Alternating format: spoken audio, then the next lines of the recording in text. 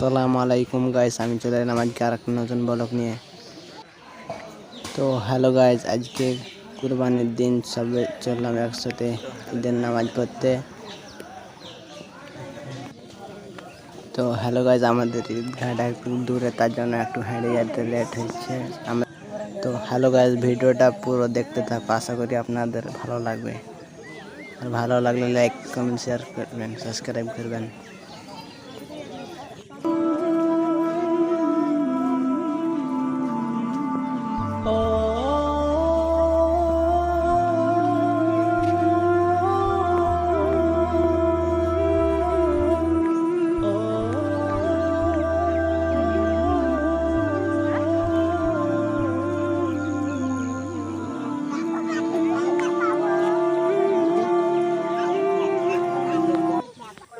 Hello guys, আমরা এখন ঈদগাহ এসে গেছি। খুতবা দিবে, তারপরে আমাদের ঈদের নামাজ চালু হবে গাইস। কুরবানি আমাদের কি সুন্নাত নাকি ওয়াজিব নাকি নফল, কোনটা? আমাদের কুরবানি আসলো কোথা থেকে? ব্রাদার মিল্লাত ইসলামিয়া, কুরবানি হযরত ইব্রাহিম আলাইহিস সালামের সুন্নাত বলে ঘোষণা করা হয়েছে। সুবহানাল্লাহ। ব্রাদার মিল্লাত ইসলামিয়া, এবার আসুন যে কুরবানি কিভাবে আমাদের আসলো। হযরত ইব্রাহিম আলাইহিস সালাম অনেক বছর দোয়া করার পরে যেন তিনার ছেলে হযরত ইসমাঈল আলাইহিস সালামকে যেন পেয়েছেন।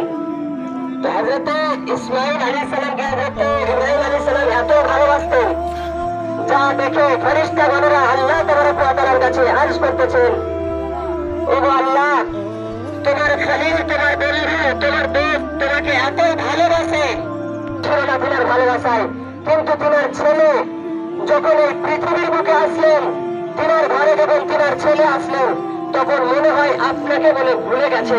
ব্রাদার মিল্লাত ইসলামিয়া, এই মতো যখন এই কথাটি যখন আল্লাহ তাবারক ওয়া তাআলার সামনে পেশ করানো হলো, যখন আল্লাহ তাবারক ওয়া তাআলাকে বলানো হলো, তখন হযরত ইব্রাহিম আলাইহিস সালামকে যেন পরীক্ষা করার জন্য আল্লাহ তাবারক ওয়া তাআলা যেন কুরবানির হুকুম দিলেন।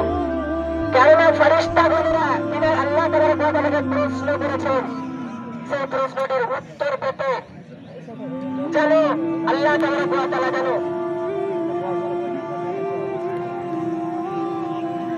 তো